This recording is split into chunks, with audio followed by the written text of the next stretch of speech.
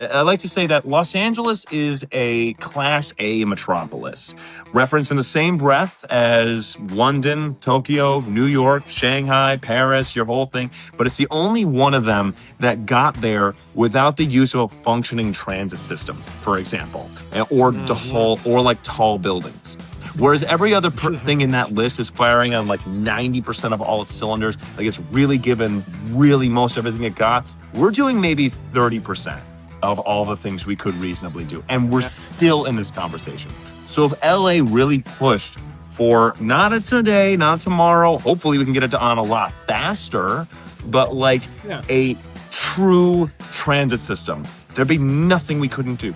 If we can get people out of their cars for 3 days a week, that lowers the cost of living, that people aren't worried about cost of living anymore, and they could do whatever it is they're doing. And I promise you, the world will change because of the ideas that come out of this place. Or just, at the very least, it's just such a beautiful place. And you think about all that it could do, and it just fills you with this sense of, I'm so excited to see that kind of thing.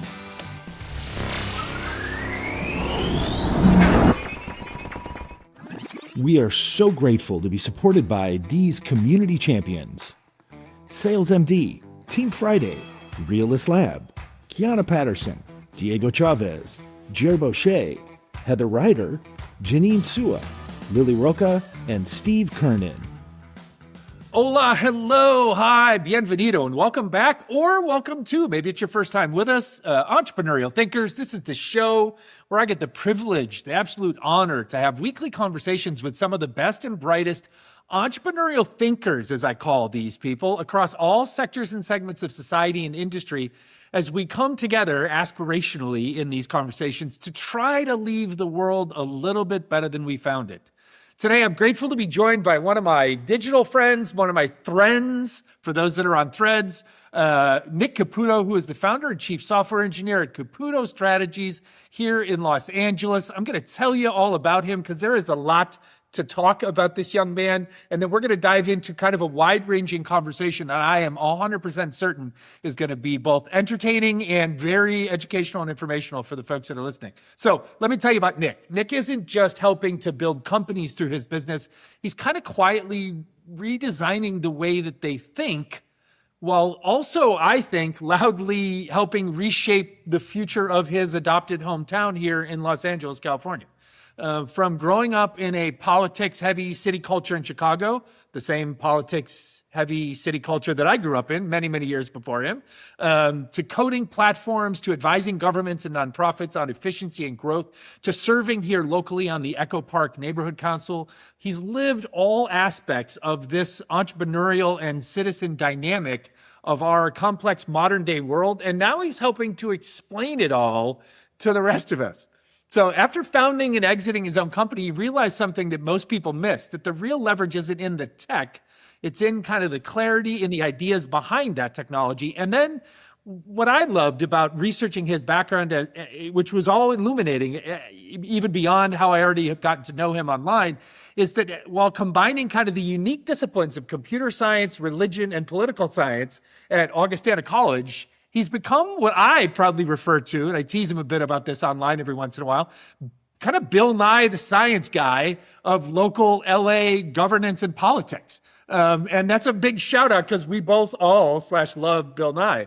In what some would call kind of a hobby, others might call a calling, he's now leveraging his comfort as a communicator of complex ideas with his youthful social media savvy and what is clearly a deep-seated passion for governance and public policy to become arguably one of our city's most effective and connected governance explainers. You know, in a time when Los Angeles kind of sits at a precipice of what I think we both think are immense opportunities for changes in leadership, as well as the rewriting of our city constitution, it's fair to see Nick as kind of a likable change agent and an agitator for better, with a hint of doing good while doing good business.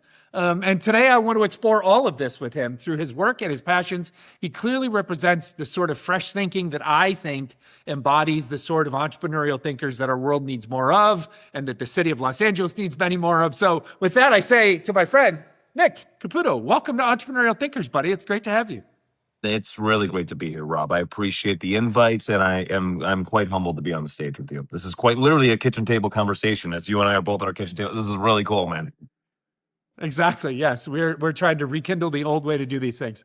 All right. So first things first, we got a lot to cover. You are. I want to. I'm going to do it justice, right? Because someone could have you on a podcast and just talk about the, local political explainer guy, but there's more to you, and we're going to try and cover as much of that context as we can. But we're going to start out there. We're going to start out in the midst of LA politics because that's one of the most fascinating things that kind of drew us together online. Although we have subsequently learned that we share a lot of Chicago history. You have informed me that you're basically roughly my daughter's age, maybe a smidge older. And you grew up in a part of Chicagoland that I know very well. I actually think I dated a girl that lived out there near where you lived when I was going to high school. So we've got a lot in common, but we're going to dive in and talk about LA today. And the first question, I know a little bit about this. You know way more about this than I do. And I suspect our audience can learn a lot about what I want to talk about now, which is what is charter reform? And then why is charter reform so damned important? So some of the biggest ways you can talk about charter reform is through the use of metaphor, but let's just talk about it this way. So the city charter of Los Angeles is the core founding document of it, and it lays out how everything works. Think about it this way, like, we keep talking about trying to put in new elected officials to do a different job, but every office has a specific set of rules as to what that office is capable of doing. Like, for example, your council member only is responsible for their council district. They can't touch anything in a different district. I'm giving this as an example. Same with like the mayor, whatnot. There's a lot of different things. The way the city is structured. Well, the charter is the document that says these are the powers of the mayor. These are the powers of city council members. This is how financial transparency rules have to happen. This is how we hire people. This is how we test people for hiring jobs. This is what happens when someone gets caught with corruption, the whole thing. And so that is a document that is a very old one. The last time it was seriously updated was 1999, but the last real big update was like 1925. And so a lot of times people, and for reference, the city of Los Angeles was like less than 500,000 people at the time. A lot of times people will ask, why is nothing in LA working? And I actually respond by saying, it is actually working exactly as designed. That's the problem. So basically, charter reform is changing the way LA, it's changing the actual way it works on a fundamental level. Like, for example, it allows us to do things we can't even imagine, like expanding city council, to getting stronger financial transparency rules, to making who sets housing policy, like at a granular level, to how do we hire average Angelenos, for example. Like, all of the things that plague us aren't the things you hear about in the news, or the things that go undetected. And the reason they go undetected is because they're actually very possible to fix. And charter reform gives us the ability to start actually fixing them.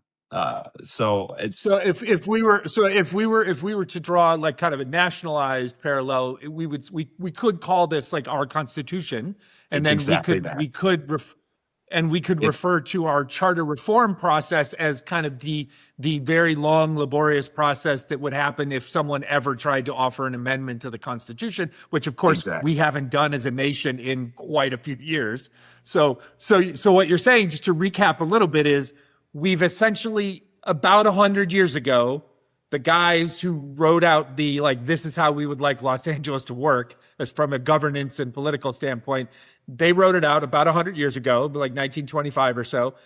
It never got amended or changed related to anything, operationally speaking, until 1999, when it got amended or reformed in some very specific, very narrow areas around, I think, land use or zoning or something, but literally nothing else was touched. And now this time, essentially 100 years later, we are really going in, I shouldn't say we, you, people like our neighbors are going in and deeply like pulling it apart and saying, holy cow, there are a myriad of things that we could change, amend, redraft, fix, Yeah. propose, etc.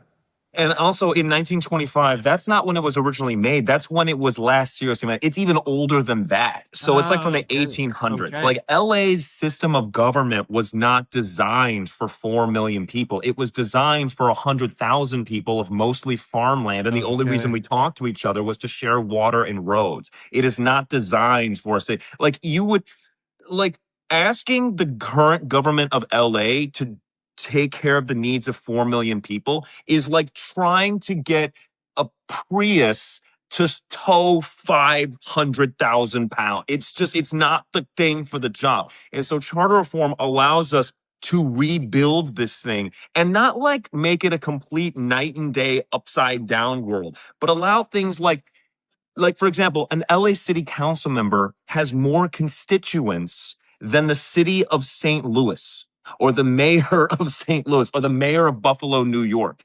And Yeah. that sounds like, Yeah. well, on paper, that sounds weird, but it's a problem. Do you know how much money you need to run and convince 266,000 people to vote for you? I'm just using this as an example. The Yeah. only amount of money Yeah. that you can raise for that. And Yeah.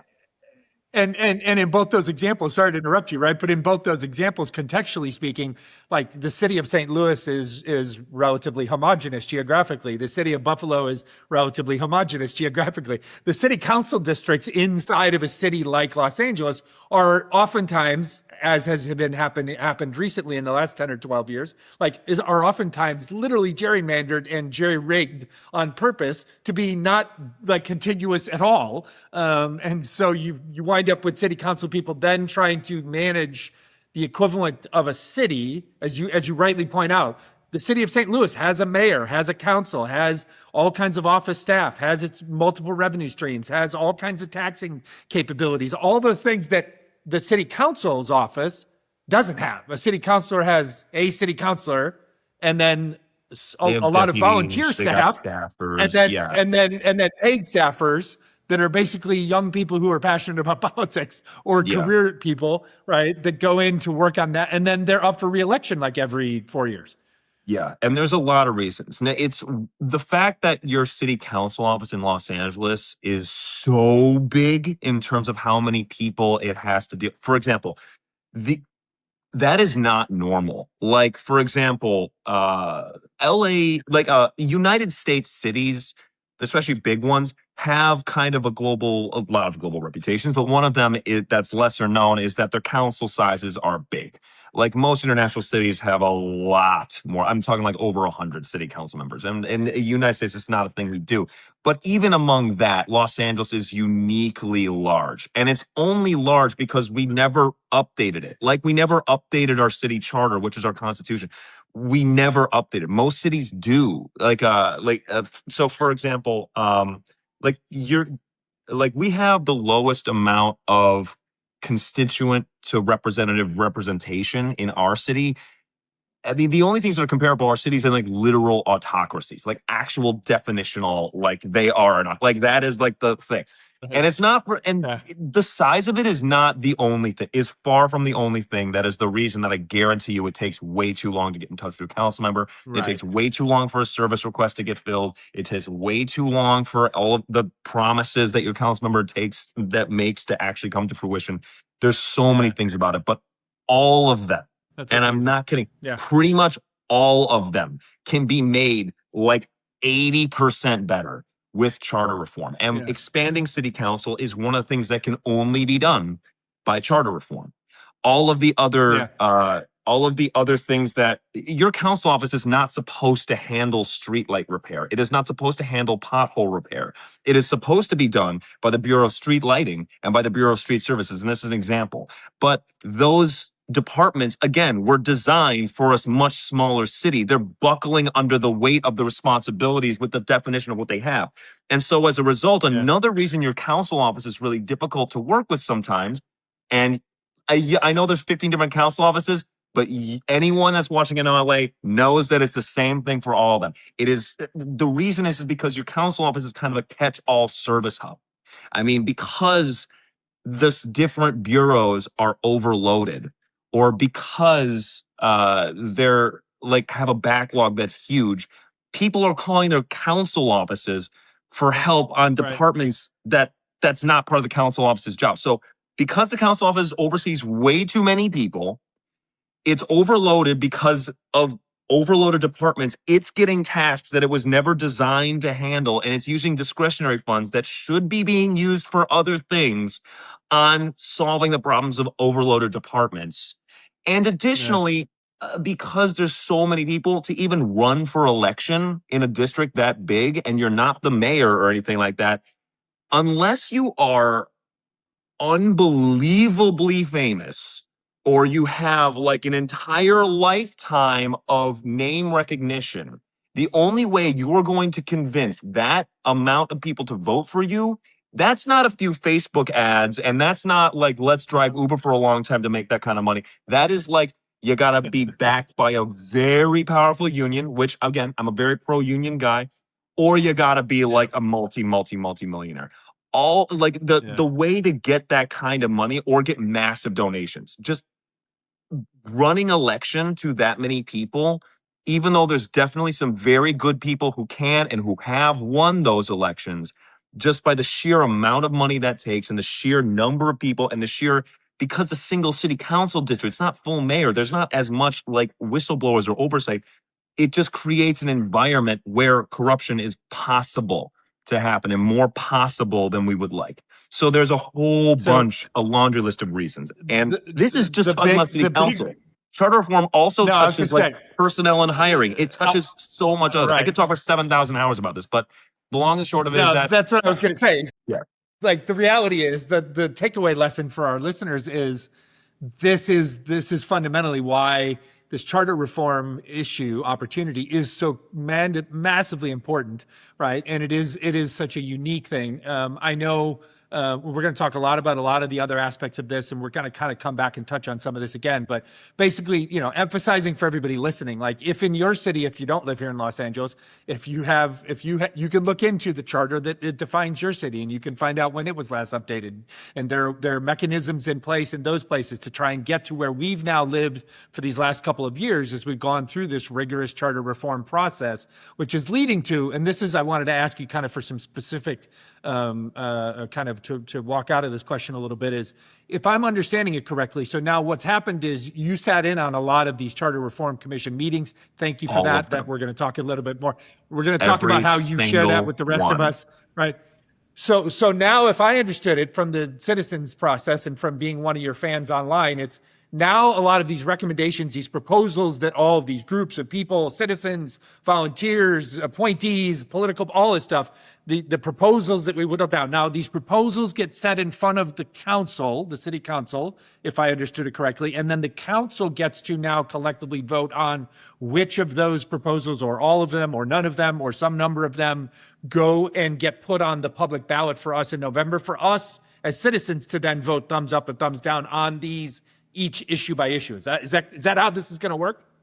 We are so grateful to be supported by sponsors like our friends at Plain Text Capital.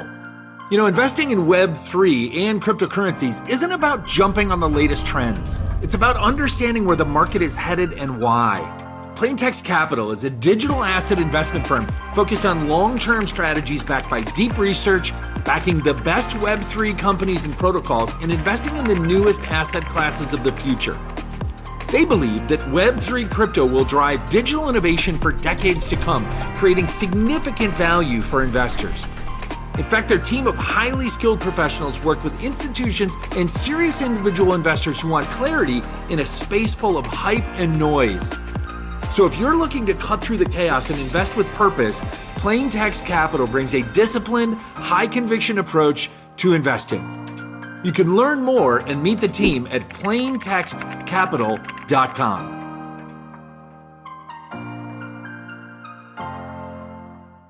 Yep, that's basic. It's massively imperfect, but that is how it's going to work. Now we have it on.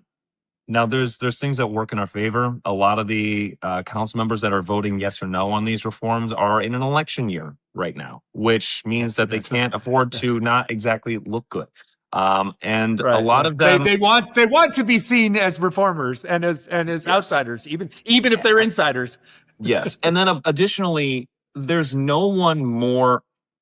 You think your council, if you feel like your city council member doesn't care or they're unavailable or I promise you, one of the biggest reasons for that is because of how the city is structured. They're asked to do things that have little, if anything, to do with legislating and creating new city ordinance. They're asking to do things like uphold a zoning decision for the 5th time this month. Like it's some kind of Los Angeles is designed to be a small town. And so when you scale that up to the amount of things that a city of 4 million people are asking for, that basically this is a roundabout way of saying the reason we might actually get a lot of reforms voted yes on in city council, you'd be very surprised at what we can get 8 votes on. Very surprised. Yeah.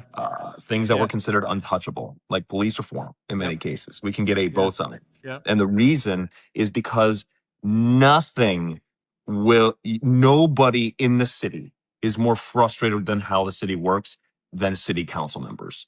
I don't care. They could be complete ideological opposites. That is a thing all 15 of them agree on. I'm willing to bet money right now. It is the charter. It is how it is structured. There are things that they want to be focusing on that they can't because they're bogged down with things they should never be bogged down with. So, like, yes, that is effectively how we could do it. But I run an org called Livable Advanced LA. That is my nonprofit. That is the banner under which I've gone to all these different charter reform meetings.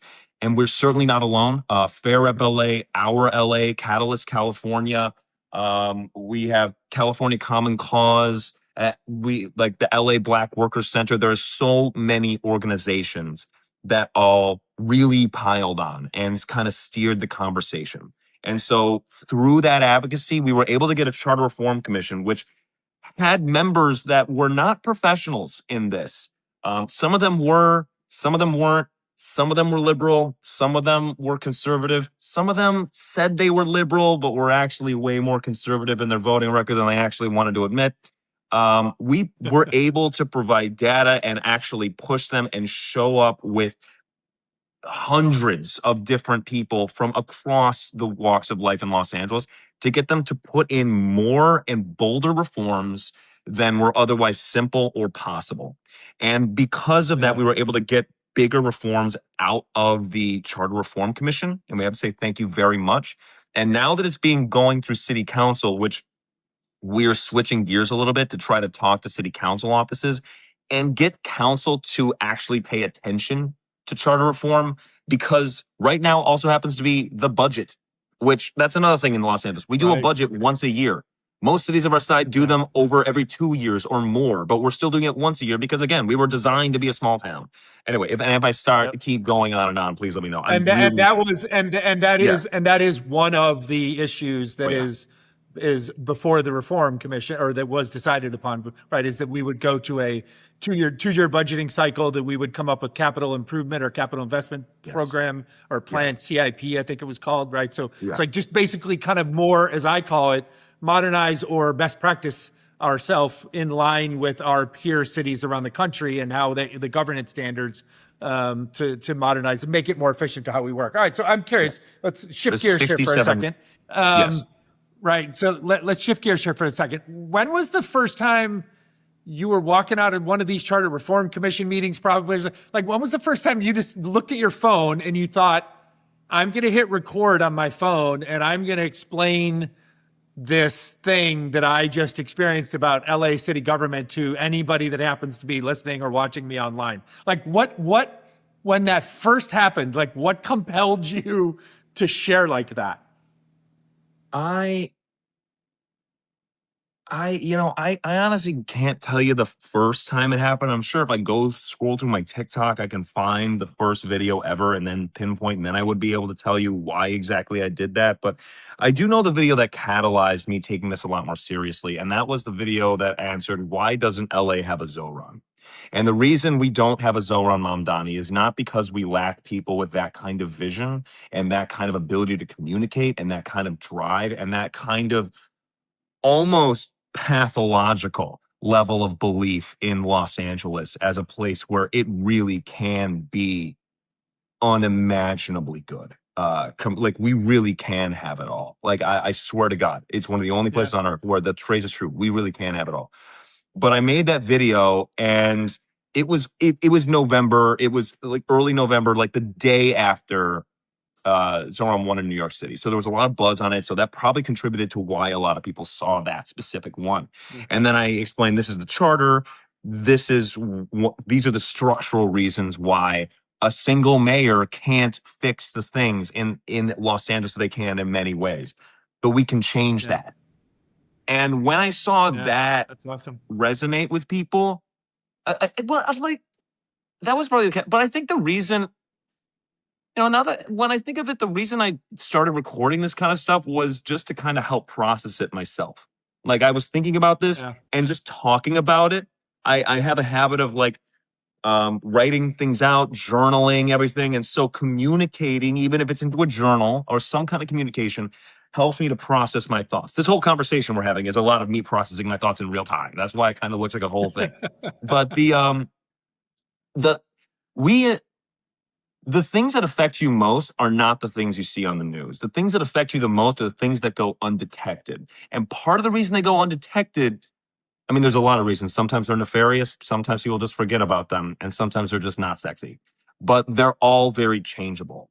And we look at LA, we look at California, we look at the United States, we look at anything in the world as this Byzantine layer cake of problems. And some of them were deliberately and nefariously put there. And other ones are there just because people forgot to change it. And it's been forever. And that's kind of like, it's not like someone sabotaged it. It's just because it was never changed because there's a million emergencies going on. And fast forward 50 years and people just still forgot about it. And it's still there.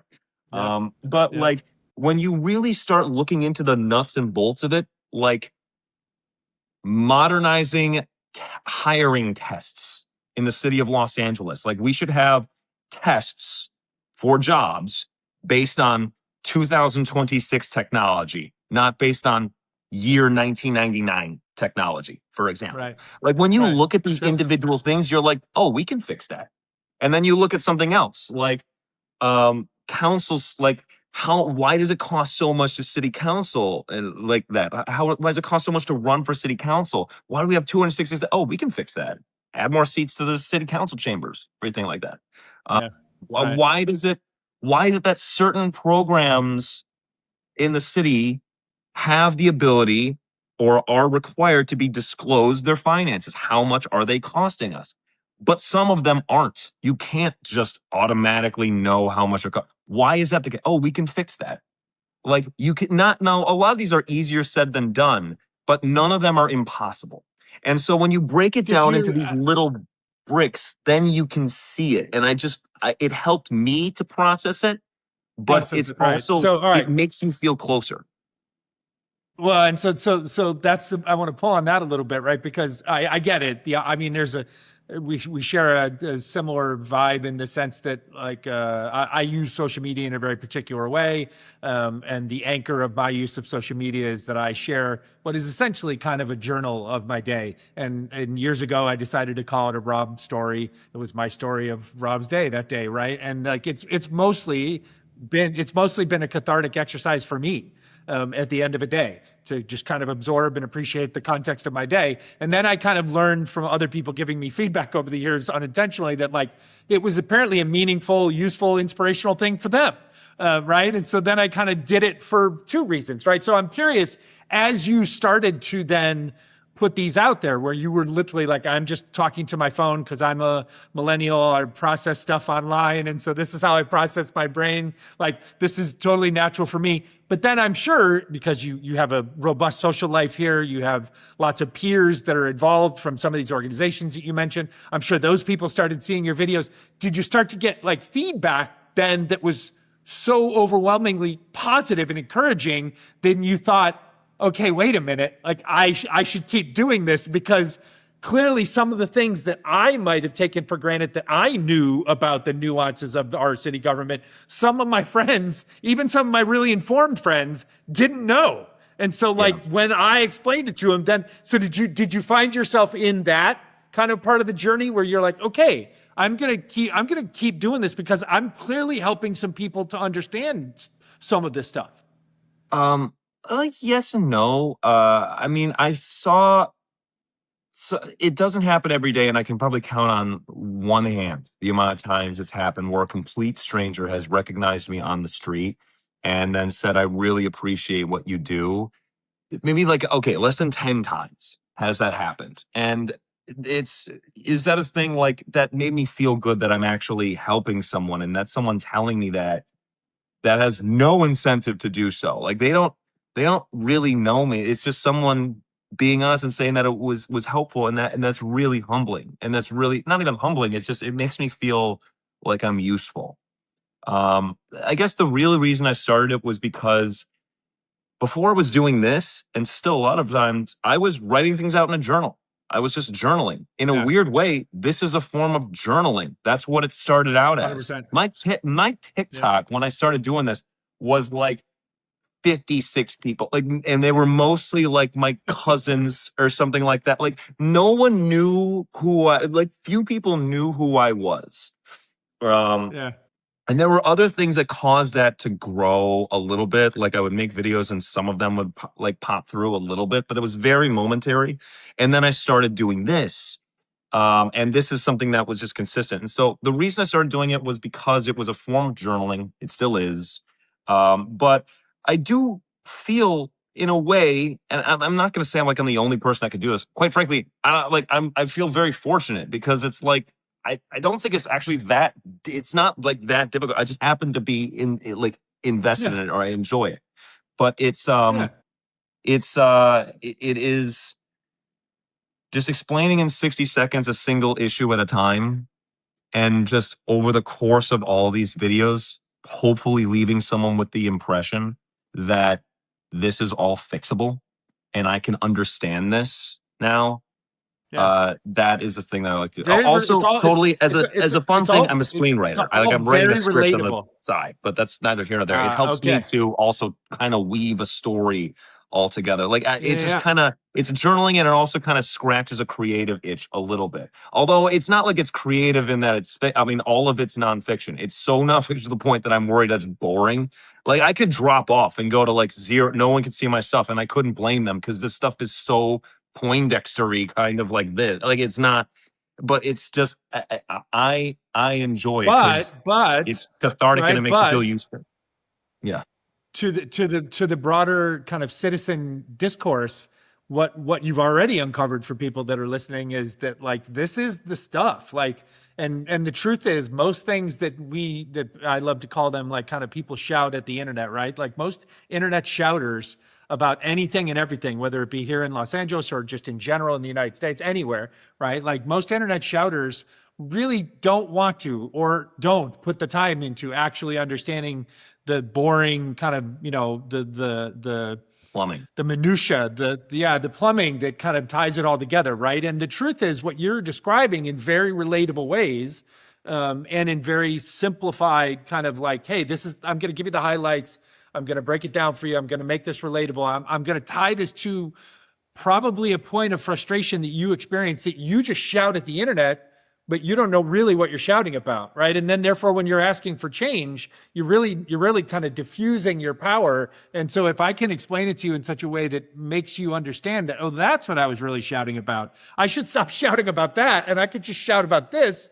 Or maybe I don't have to shout at all. Maybe I could just go show up, or I could submit this, or I could go make a request, or I could go found. So you're demystifying, I guess would be the word I was hunting for there for a while. Like you're demystifying some of this in an era where kind of the mysticism of government is obviously so convoluted and complicated at every level that people have lost trust and they've lost interest, right? So I'm curious though. Now I want to take you I want to know a little bit more about why this city. Like you weren't born here like me. I've lived here longer than you have, but like again, following similar trajectories.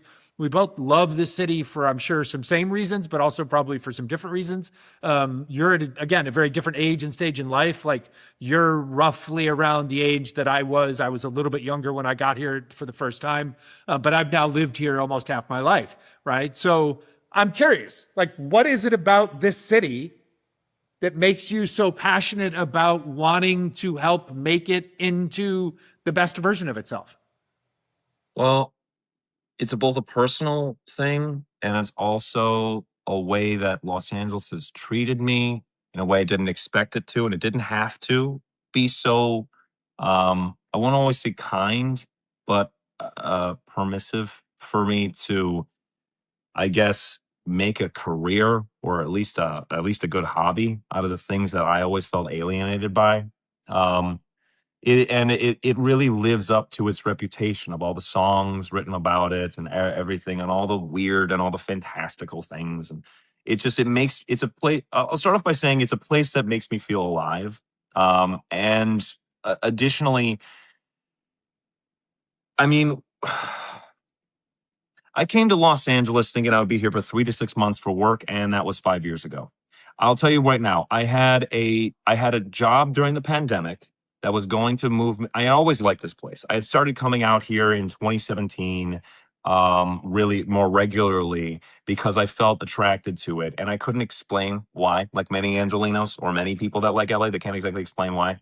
And in 2020, I had a job that I was doing remotely, but it was based in West Hollywood, and it was fully remote, but it wanted me to live here, so I was gonna move out here for the job. Well, a month before I moved out here, the job was doing layoffs, and I was one of the Jeez. people laid off, and I came here anyway without a job, Okay. and I lived. I remember living in a studio apartment, and I was the second person in that studio apartment. I was crashing on the couch of my friend's studio apartment.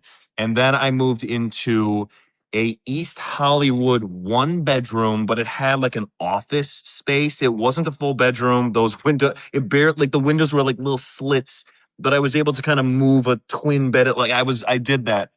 And then I slowly like built my own business. I had my own business at the time, and I fully leaned into my own business. And I figured I'll probably have an easier time getting clients in Los Angeles.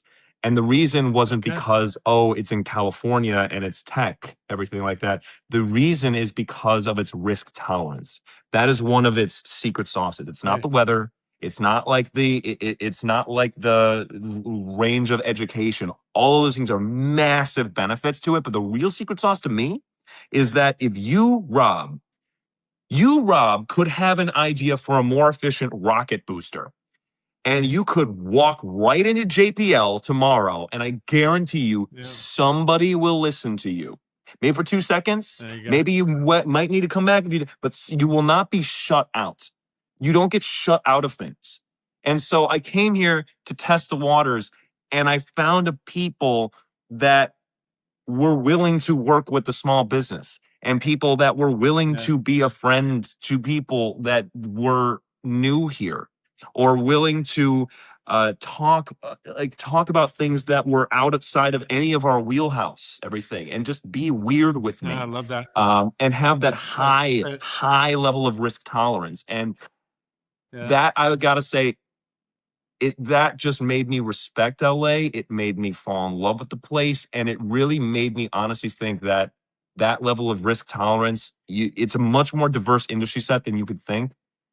And from an entrepreneurial perspective, we have the most registered businesses, LLCs, and otherwise of anywhere else in the country right here. But more than that, man, it's like you really can do anything and be anyone. If you decided tomorrow that you wanted to be you want to make your own video games, you can go, you can have an idea, you can talk to engineers, you can find somebody who's willing to finance you. You might need to slog for a while, but it's possible. It might I be love like it. very difficult, but it actually is I possible. love it. And it's That is that just you wasn't put a possible for me anywhere else. yeah, you put a very fine point on it and used some language that I've never used before, right? I say the equivalent to what you just described. I say, and I've said this for decades, it's a city of dreamers and doers, right? And I think it has a mythology around it that might just describe it as a city of dreamers and almost have that kind of like dreamer, failure, negative connotation to that word, but I've always said it's really actually like I've met the most actionable, as you would describe differently, but the most actionable people ever. So I've said dreamers and doers, right? For years, I've said that's the context that makes it sing for me, right? And but I love the way that you're describing it as risk tolerance. I also find it fascinating, and it's just kind of entertaining to me. Like, you came at this almost accidentally. You came at Los Angeles. You had an affinity for it from afar, and you came at it, and then you found that you loved it so much that you stayed, and you found your way to navigate it.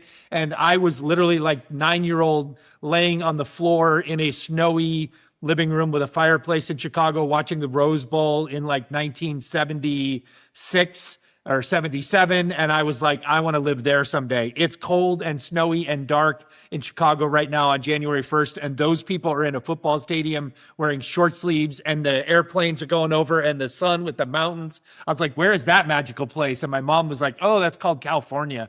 I was like, okay, someday I want to go there. So I love that we both found it through such different backgrounds, but we come to it now with the same level of passion. Talk to me a little bit more. You wanted to expand about the risk tolerance from a different point of view. Add to that, please. We are so grateful to be supported by sponsors like our friends at Haney and Company. You know, we all know that in today's complex financial landscape, having a trusted advisor can make all the difference. Since 1960, Haney and Company has been providing comprehensive accounting services to a diverse range of clients, from small businesses to large corporations. With nearly 400 professionals across 13 locations, they offer services in tax, audit, business consulting, and client advisory. In fact, their commitment to excellence has earned them recognition from Accounting Today and Forbes magazines. At Haney and Company, though, it's not just about balancing books. It's about building lasting relationships based on trust and mutual growth. So visit HaneyCPAs.com. That's HaneyCPAs.com to learn how they can support your business's financial journey. Well, the risk tolerance is one thing of it. Like, you really can be a small business and really go gangbusters here. And I'm not saying that I went gangbusters by any means. I got a few lucky breaks and clients that said yes to me, that I honestly think that the culture in LA was an instrumental thing of them saying yes. I mean, I see no different thing than I would have done had I been in Chicago or in any other city, New York City, a whole bunch of things. And in any other place, I'm certain they would have said no. But here they said yes. And I think that's part of the culture. Yeah. Part of the culture is an answer as to why. But more than that, just enabling all of the people that have really good ideas out here to actually do the things they want to do. And a way we could do that is by creating a city that fosters that. I like to say that Los Angeles is a Class A metropolis, referenced in the same breath as London, Tokyo, New York, Shanghai, Paris, your whole thing. But it's the only one of them that got there without the use of a functioning transit system, for example, or tall buildings. Whereas every other thing in that list is firing on like 90% of all its cylinders, like it's really given really most everything it got. We're doing maybe 30% of all the things we could reasonably do. And we're still in this conversation. So if LA really pushed for not a today, not tomorrow, hopefully we can get it on a lot faster, but like a true transit system, there'd be nothing we couldn't do. If we can get people out of their cars for 3 days a week, that lowers the cost of living, that people aren't worried about cost of living anymore, and they could do whatever it is they're doing. And I promise you, the world will change because of the ideas that come out of this place. Or just, at the very least, it's just such a beautiful place. And you think about all that it could do, and it just fills you with this sense of, I'm so excited to see that kind of thing. Like, this place is, for example, we're not a monocentric city. So I grew up in Chicago. That was a city that is what is known as a monocentric city. Most cities are like that. The overwhelming majority of like that. You can even argue New York City is like that, for example. Miami certainly is. Atlanta certainly is. Houston, Dallas, your whole thing. Phoenix, it all certainly is. But we have multiple, whereas they have one downtown. That is what it means to be monocentric. But we're polycentric. We have areas of high population density in multiple places. We have downtown, we have Hollywood, we have Koreatown, we have Westwood, we have Miracle Mile, places that have a high amount of density, and they're designed to handle that. And so I have a nonprofit, and the reason I created that nonprofit was to really turbocharge things going more vertical, having more park space, being more walkable, and a lot more transit oriented, specifically in those places that can handle it. And we've even sprouted some new places of high population density, or elevated or chosen new spots to invest in, like North Hollywood, the NoHo Arts District. I mean, I know NoHo has been a thing for a long time, but if you've gone there lately, there are new things. They are really planning that out. And so if we came together and had like a whole actual plan of what we're going to do with our urban centers in LA and how we're going to inject adrenaline into them, it is a clown car of other benefits. And it's just something that, for me, I can, if you were able to feel what I'm feeling as I talk about this, I can't exactly tell you why this makes me feel so alive, but it does. Yeah. Seeing Los Angeles accomplish the things it can is like looking at a canvas and seeing a completed Picasso or something like that. Like you can see what this thing can become, and playing a small part in helping it to become that, it makes me feel alive. And honestly, I love that. I felt a lot of this way when I was growing up in Chicago. Like there's things I wanted to do. I still think that it's the reason I am the way I am is because of Chicago, that DNA in there. No, But like it is 100%. 100%. but 100%.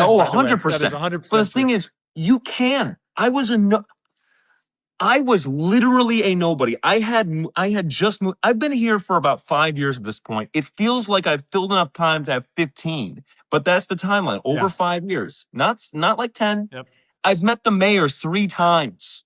I've met my city councilor. I've met staff. I've been able to have extended conversations, and I've even been stuck in an elevator with them one time. Like these are just the ability for you to access the city and the things that really make a difference in your life is insanity. Like you can live in Chicago. And I don't mean to talk bad about Chicago. I love it. I really do. Oh, But you could be we're providing context. You could be literally born and raised in Chicago, having run a business there, have employees, like be active in your community, and you will have a very difficult time just even meeting your council member with a constituency of like less than 60,000. Meeting the mayor, very difficult. I'm not saying it's impossible, but here, if you email your city council member, and now it might take a month for them to get back to you, but even actually like an idea that's a novel idea or something like that, or you have a significant interest, someone will get back to you eventually. Yep. Like it's possible to meet the mayor of Los Angeles. And these are things that you can affect positive change. I wasn't invited to go to Charter Reform Commission meetings. In fact, by the end of it, they were like, God, I hate this guy, because I would not shut up about ways that they could make specific and real fixes that would have huge impacts. Like some police reform, some like council expansion, rezoning reform, hiring reforms, like all these things. But I could just show up. That's not a thing that is normal.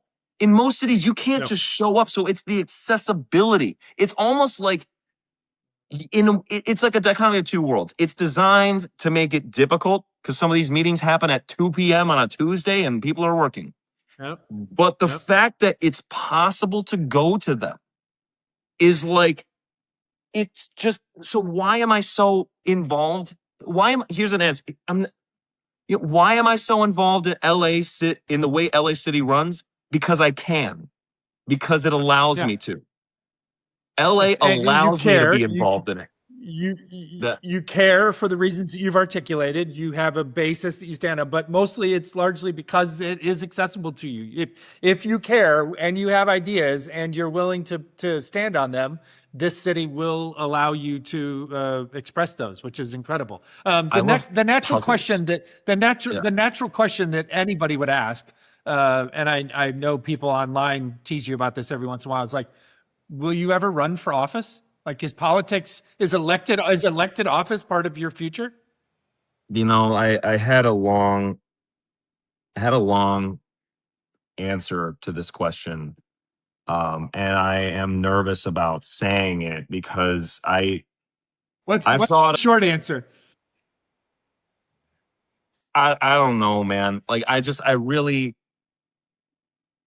love puzzles. Here, put it this way. Like, this is such a weird answer, but here's the thing. The reason I got into software engineering and the same reason I like writing my script, which is a psychological drama and everything, and I hope that's just a fun project, but let's see if it's a pipe dream. The reason I do everything I do is for two things. I love solving puzzles and I love helping people. I don't know why I like those things to the extent that I do. I don't know why those things make me feel alive, but they do. And if I can combine the both of them, if solving a puzzle results in people being helped, I love it. I really love it. I love seeing people more capable of doing things, even if they don't know that I was there to help them. Like, I don't care if people know that I was there or involved in making that thing happen. I just like seeing that. I can't explain it. My Good for dad you. did that. And that, Yeah. and by the And way, so that's a fair answer. Like like the answer doesn't have to be a blatant yes or no. Like I, the answer can be exactly what you just said, which is I, that I feel like who knows? Like, LA is in a position right now where most of the people running for elected office are answering a very urgent need for this moment, which is to stabilize the city, stop it from having a real shakeup or a real terrible thing. And then once it's stabilized, to repair it, to get it back operational again. And I understand those, and those make me, and I understand the need for that. And that is absolutely what we need to be focusing on right now. But the thing that really gets me and out of bed is building it, is yeah, making it something that's just okay, amazing. Making you literally see what I see in my head when I look at downtown. When I look at downtown, I see a skyline that looks like the mountains behind it, with people living a full life as if it's a city within a city. When I look at Hollywood, I see a open studio, a Hollywood Boulevard reimagined with active shoot days, writers' rooms, editing bays, the whole thing. And it is a city that supports that creation at every step of the way. And I literally see 2 blocks away a Sunset Boulevard that has live theater on it, where it competes with Broadway and the West End. Why do I see that? Because we can. I see a yeah, Wilshire Boulevard with so many homes on it that it is literally just that one street is its own council district because it is so much more densely populated. And we have a single train yeah, opening up along it right now, so it's easy to access it.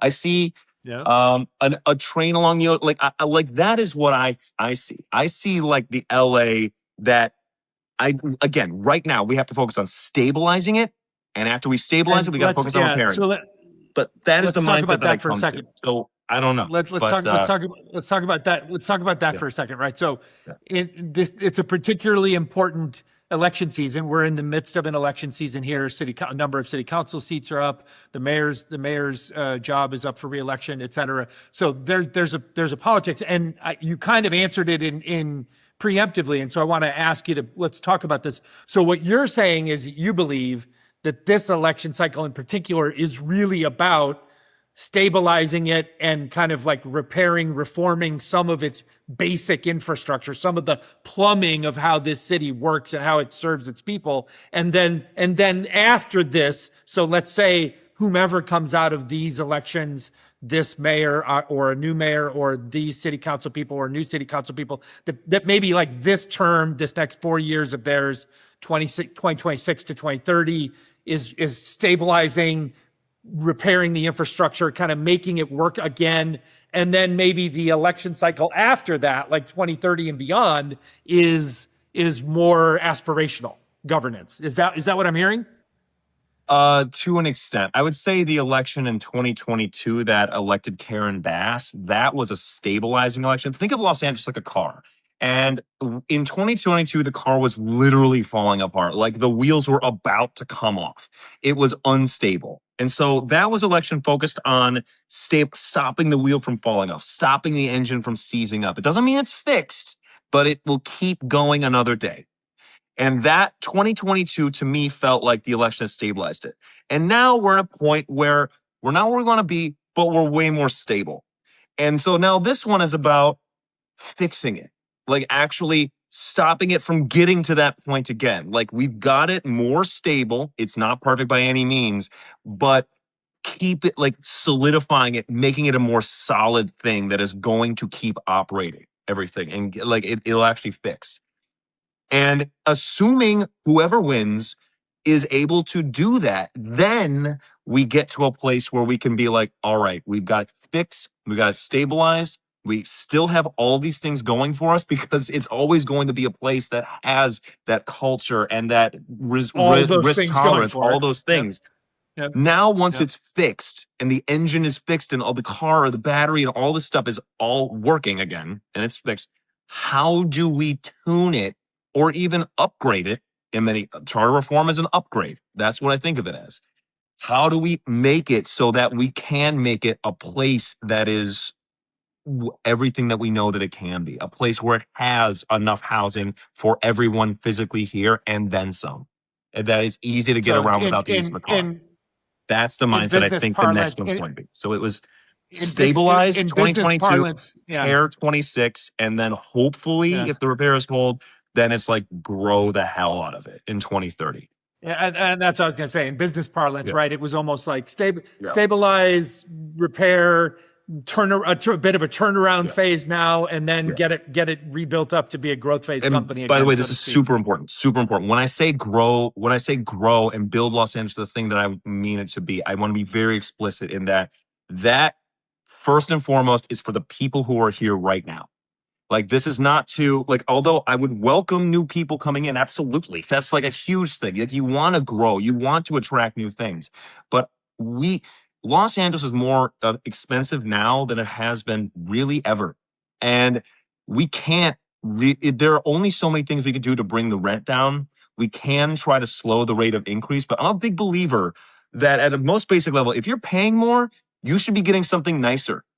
Los Angeles should be, if Los Angeles is more expensive than it ever has been, it should be more awesome than it ever has been, everything. Right. And so that is a large portion of it. So when I say that, growth does not need to involve displacement. We absolutely do not need to do that. We can make it amazing and make it so good and have that be built for the people here. Everything. Imagine your neighborhood just gets, the streets get swept, the potholes are filled, there's new street lights put in, there's a new school open, there's a new train line open, and all that is not for the people that we hope to attract to luxury. No, it's for you. It's not the people that are like, if people move in, great, super happy. We hope they have a great time because it's available to them too, but that is for you. That is for, that is built for you. Again, in entrepreneurial speak, right? We have a huge market opportunity that exists with our existing customers, right? Before we even have to worry about attracting new customers and all the revenue and all the potential, we have a huge growth opportunity with our existing customers. Which it's a little segue there.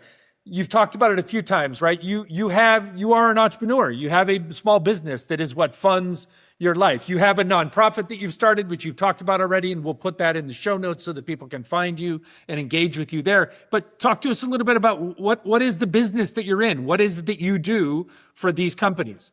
So basically, Caputo Strategies is formerly called Caputo Development or Caputo Dev. And basically what we do is we do custom software solutions at their core, but it's really a holistic kind of thing to get someone, to get a small business from small to medium size or bigger. So let's say you're a startup, you need an app or you need your tech stack or you need to know how to manage your employees or you need HR software or you need help choosing a tax prep provider or like prep provider, everything like that. Like I've run businesses like at multiple points in their life cycle. So I can teach you how to raise, how to talk to collaborators. I can teach you how to make hires that are going to last.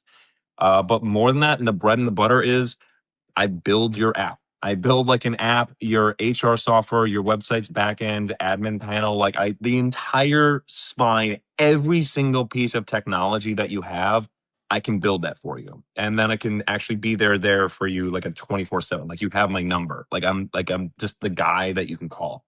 or who can rescue you. So basically, like it's an entire boutique firm that basically gets someone from a napkin sketch to a profitable mid-sized company. And we Okay. can be the guys that build that for you. So So basically, you so I, you I so work you with small you love business and just turn business not so you small. Yeah. you love bringing the puzzle solving / problem solver bits of your personality that we've already talked about. You bring that into your Yeah. business every day, Yes. And because you're it's cool basically so because you basically wake up in the morning and my phrase I would describe you as like you're kind of a problem seeker, right? Like you're just naturally attuned. You're not looking for them, but you naturally see them where most people just kind of glaze through them. They don't notice them. You see the problems and or the yeah. opportunities inside of people's businesses. You see the problems and the opportunities inside of your life as a citizen. You see them inside of the government that serves you or doesn't serve you. We are so grateful to be supported by sponsors like our friends at Chisos Capital. Everyone knows that raising capital is hard. And frankly, finding the next pool of entrepreneurs to get access to as limited investors is sometimes impossible too. Do you have a big idea, a dream you're building, but you're struggling to find early funding?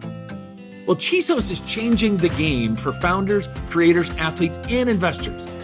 Whether you're launching a startup, growing your creative brand, or training for the big leagues, Chisos backs you. Chisos uniquely invests up to $100,000 in people, not just products, whether they be entrepreneurs, creators, or even athletes. With their unique CISA model, convertible income share agreements, founders get flexible funding without giving up equity or ownership, and investors get attractive returns and great upside with less risk. Chisos works for both investors and the people bringing our world to life. If you're seeking access to a truly diverse pool of deals, or you're someone who feels overlooked by the VC game, Chisos is ready to back you. So apply now at chisos.io. Kind of work backwards. Every time I talk to a business owner, I'm like, where do you want to be? Why do you do what you do? And what are your biggest pain points? And when I get the answers to those, it paints the picture of what is their quote unquote pipe dream. And I work backwards from that. I'm like, okay, what is stopping them from getting that right now? Maybe it's their advertising. We can do advertising. Maybe it's the app or lack thereof. Everything. I can jump into the thing you've already built, or build you a brand new one. And I'm not going to say I'm the most expensive person that does this. I'm not the cheapest, but I am competitive. I realize I'm working with small businesses here. It is a good yeah, lane to live in, my friend, is yeah. not No, to be the it's cheapest and not to be the most expensive. the Hey, thing I'm is like curious. you can get a bird's eye view to so many different types of worlds. Like I built an app in music, and I've helped businesses in the performing arts, that build for screenwriters. I've built apps for financial, like financial firms. I've built apps for people that do home remodeling. I've built apps for, and by financial firms I mean like basically like a guy who basically like people who try to get people better local mortgages for like homes and things like that. Yeah, All right, built financial people for planners, uh, financial services people.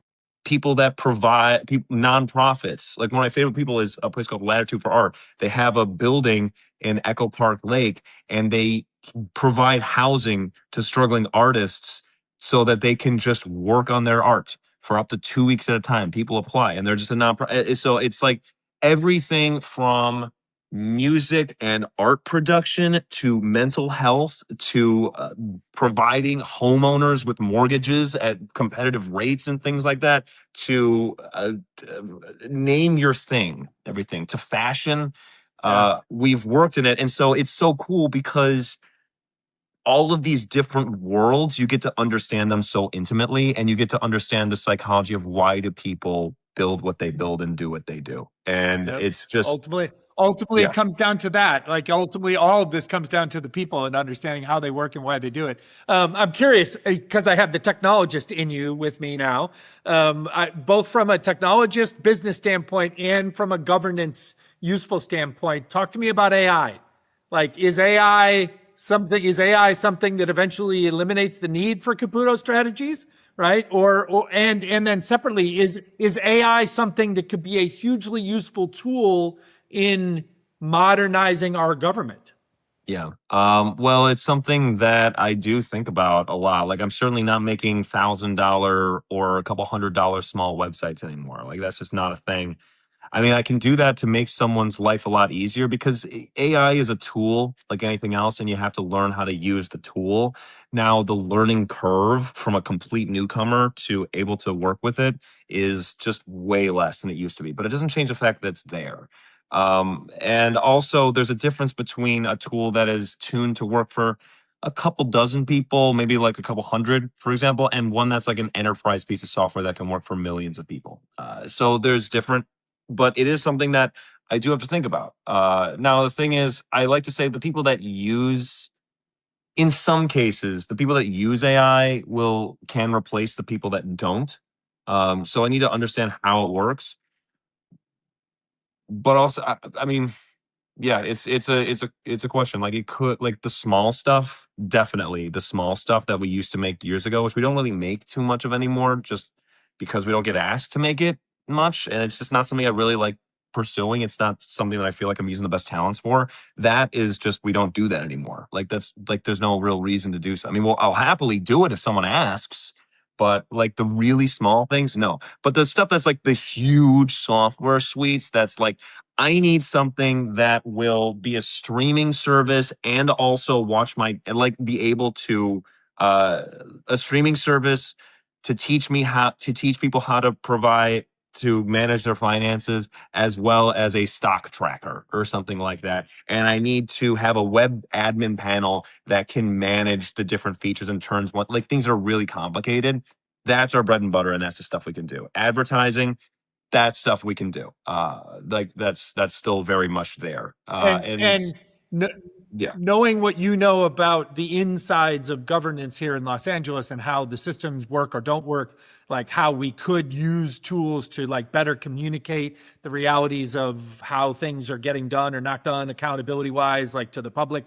Is there an are there places for AI's application throughout the whole process of governance that could just make the city functionally better, more efficient, more, maybe even just better at Yeah. communicating to Yeah. us, the citizens? For Yeah. communication, I think you have to have a very, like, mostly, like, almost like, not mostly, entirely human element in that, because humans are, like, AI is really not great at sounding like, I mean, it's good for like small things, but for like real messaging and keeping a coherent story together, that's not what I would recommend it for. But for specific things, like, for example, one of the biggest ways I think that potentially AI could be, and I'm not the biggest fan of AI, I think it's a thing that's here, and we have to understand it, and we have to learn how to use it, because the genie's not going back in the bottle. And I'm not going to tell someone to just not use. I mean, that's fantasy. Just think that it's not going to go away. It's not, unless it is just so unprofitable that the biggest models shut down. But then again, people have their own models, so it doesn't. There, I would say some of the biggest ways that AI could potentially help the city or the county.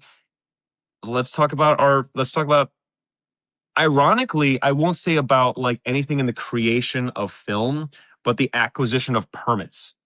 Like, one of the hardest things Sure. about filming in Los Angeles is acquiring the permits and making sure you got everything right. I think those permits need to be completely overhauled, and things that we require permits for, we just shouldn't require permits for. And certain ones, we should just decriminalize not having them. Like, things that, like, didn't really make sense. We have to be more competitive with Yeah. that. But I think the acquisition of permits for everything from filming to your housing construction to all, Right. like, that's the first use case I would think of, is making that so much more streamlined. Did you fill this? Did you get all the ones you need? Did you fill out the forms correctly?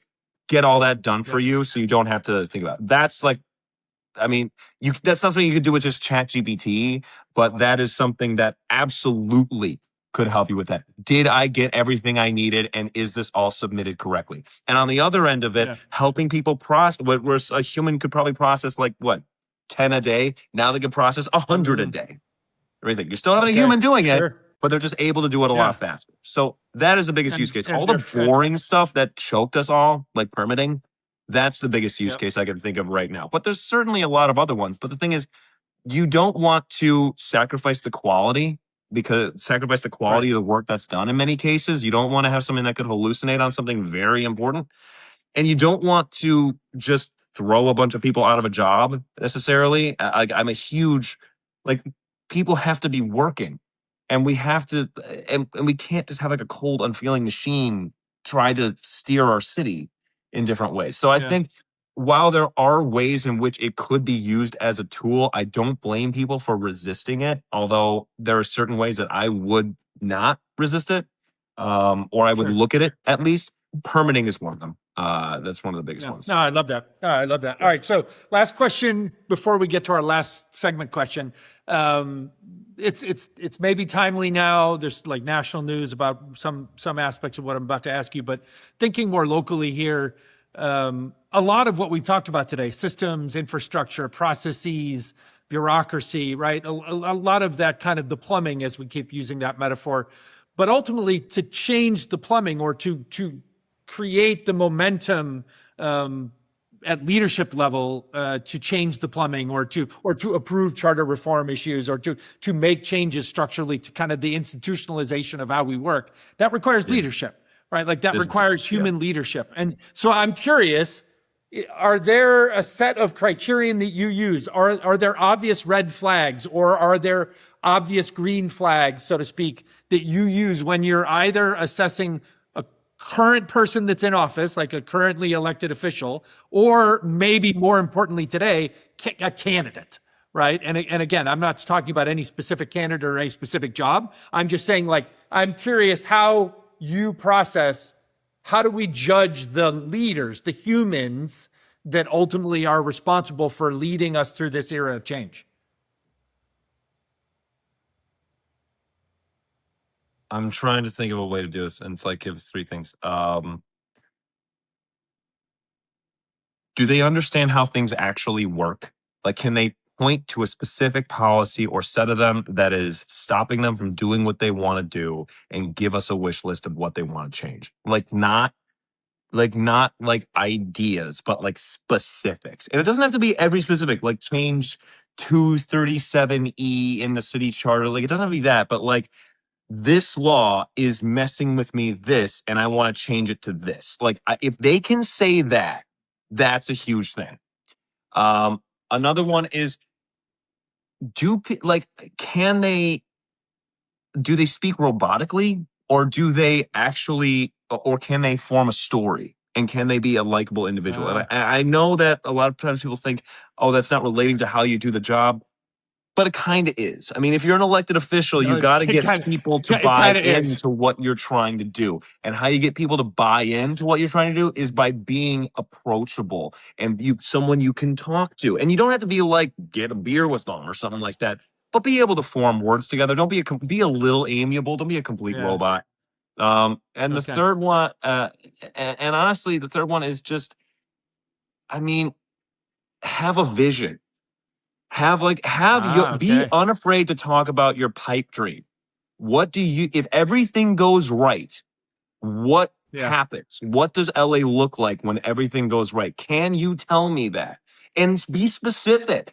Like, we will have a train along the ocean, or we will have elevated transit along Venice Boulevard. Like, be something specific. Right. So that's what, can you give me a vision, and a real one, a detailed one? Can you identify specific things like X law is causing Y problem and I want to do Z change? Like that kind of thing. Doesn't have to be about literally everything. Are you a little bit amiable? Can you weave it into a story that people can identify with? Because here's the thing. Angelinos have lives. They have kids. They got termites under their house. Or maybe they got their son just made a fool of himself when he tried to ask out his school kid, or someone for the first time. Or maybe they feel like they got a bad news at a job, or they're really rushing for that promotion, or whatever it is. They don't have time to be listening about the specific things that we nerd out about. So can you make the complicated things understandable? And how do you make the complicated things to understandable to people who have lives? You're amiable and you can talk to people. And you fit. Here's the thing. Here's another one. Can you take a complicated idea and shrink its explanation down to 60 seconds? Can you get the gist of the, can you get the gist? Can you take charter reform? And I'm still working on this. Can you take a complicated thing, like why is charter reform important, and shrink that down to 60 seconds? Not 65, not 60 seconds. Right. Can you make it into a TikTok? That's beautiful. Like, for example. So there's the fourth green flag or red flag is, can you do your best impression of Bill Nye the Science Guy and become Nick Caputo, the local governance explainer? Can you do that effectively? I love that. That is a great red flag and or green flag. All right. Last question for you, my friend. This is our closing segment question. This is around a little bit more actionable vibe, although this last one was pretty actionable, so I appreciate that. This is different vibe, different context. I want to leave our listeners who may want to get involved, who may want to get involved in their local community or their local neighborhood council.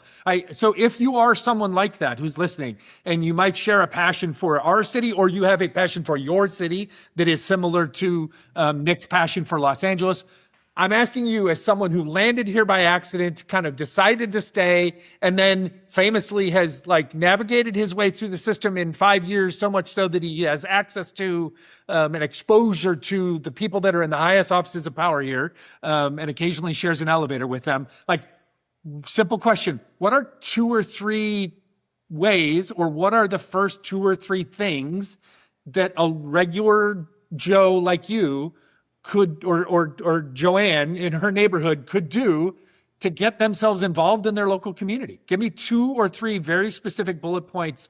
Do this, do this, do this. Okay. First one is find your neighborhood council or the equivalent of it and attend a meeting. And what you're going to do there is you're not going to get answers to all of your problems, but you're going to get an introduction into how the city works at its most intimate level. And you'll be in the room with people who also care and are also of that mindset. And so you can have conversation with that and meet people who are passionate about it. That's a huge thing. Be in real life. Go to your neighborhood council in Los Angeles or the equivalent thing in your city, your neighborhood level of government. Don't go straight to the mayor. Go to your neighborhood. That is where you're going to get plugged in. And the second one is Google advocacy orgs in your area. So, for example, Los Angeles has things like LA Forum. It has Catalyst California. It has the LA Urban League. It has the LA Black Workers Center. Like, there are so many different orgs. So look up orgs in your city. Find one that you think either speaks to you. It doesn't have to be perfect, but something that's like, no, this just seems cool. And especially if it has a decent amount of traction, or maybe it's an upstart, go and email them and go to one of their meetings. Nice. These things aren't as big as you think they are. They're not thousands of people. This isn't like you gotta go to a convention and hopefully, no, you could just go and talk to the people that run these things. That is how you get connected. So just go to your most intimate form of government, which is your neighborhood council. You're not going to change the world. You're probably not going to change your problems right away, but it'll get you connected to people and understand how things work in your city. And then find your local advocacy org and engage with them. That will basically start you out on the rabbit hole. And the last thing I will say about Bill Nye the Science Guy, my best impression of him, I don't know how to give a good impression of the guy. I really respect him. But I will say that he has one of my favorite quotes I've ever heard. And that is, everyone you've ever met knows something you don't. You can always learn from people. Go. That's one of my favorite quotes of all time. And it happens to be from Bill Nye. That's you're a good podcast guest, because there's our mic drop quote right there at the end. So that's amazing. It's been a joy. It's been a whirlwind of a conversation, which I expected. We covered a ton of ground. You shared an immense amount of information, but you did it exactly as I thought you would, which is with your unique brand of passion and energy, which I absolutely love, because I am very much at my age and stage of life and experience professionally, I am very much aware of the fact that, as you alluded to a few times in the last segment of the show, a lot of the things that we want to get done can get done, but they don't get done unless there are passionate people who are deeply engaged and just have decided that this is the thing that they're going to push forward with. And this is the thing that they're going to try and fire other people up around them. And you do that every day, just with how you go about life. So I'm super appreciative of your time. I'm grateful for you having come and hung out with me for an hour or so. And really, really did both have fun as well as learn a lot. I'm really appreciative, man. Like I could go on for like a whole segment about how I appreciate that. But we could This do a is- Joe Rogan like podcast and just talk for hours and hours and hours about stuff, but I would suspect that fewer people would be interested in listening to us. Well, we can do a repeat again. I love talking to you, man. Seriously. Let's do this. How do we talked about the nonprofit? Please give me the website address again. So let's list that, and then let's list Caputo Strategies. Like, how can people find you or follow you or the firm online? What are the website addresses? What's your social handle that you want people to find you at? Let's put that all here, and then we'll also put it in the show notes so people can tap it and click through.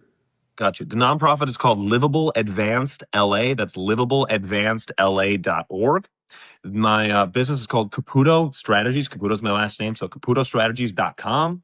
And then my handle on literally everything is at Nick Caputo, and there's 2 underscores. So there's like at underscore NICKCAPUTO underscore, and it's that same handle for everything. So that just makes everything. I love that. Because there must have been a Nick Caputo somewhere else in the world when you joined the online world. I think he's a guy that's like just sitting on it. He made it and he never used it. And so I'm like, that name has been reserved for I don't know how long, 2013, and no one's anyway. That's neither here nor there. But yeah, underscore Nick Caputo underscore that on everything. And I'm really awesome. I'm humbled. If you see it, it's just me basically journaling. That is what it is. It's in a way that's supposed to be accessible, but it's just me, whatever I happen to be thinking of. It's not like, anyone that visits, I'm very grateful for you. I'm very grateful for the people who are there. It really means a lot. So you're living the life, what I talked about at the very beginning of the show, which was in my mom's imploration to all of us throughout life was this idea of leaving the rooms better than we found them, leaving the relationships better than we found them. And so that's why I make this podcast about trying to leave the world a little bit better than we found it through conversation. And you definitely did that today, buddy. So thank you so much. Really, really, really appreciate you. Thank you very much, Rob. I appreciate you. You're awesome. And I'll talk to you soon, man. This is awesome. Thank you so much. Man. Well, I hope you enjoyed that episode as much as I did recording it. As always, we thank you so much for listening and watching. Today's show was recorded here in Los Angeles and produced by the incomparable Deanna Bernal in Mexico City. You know, we can only grow this show by you listening and sharing the show with friends. So please find, like, follow, subscribe, and share our audio-only show on Spotify, Apple, or via any other popular podcasting platforms, as well as find the video version of our show now available on our YouTube channel over at Entrepreneurial Thinkers. And of course, you can follow along on our various social media platforms for fun and informative clips and content at Entrepreneurial Thinkers, wherever you can find us. And if you'd like to connect with me, you can find me at I Am Rob Ryan on just about any social media platform. Gracias, thank you, and have an awesome day.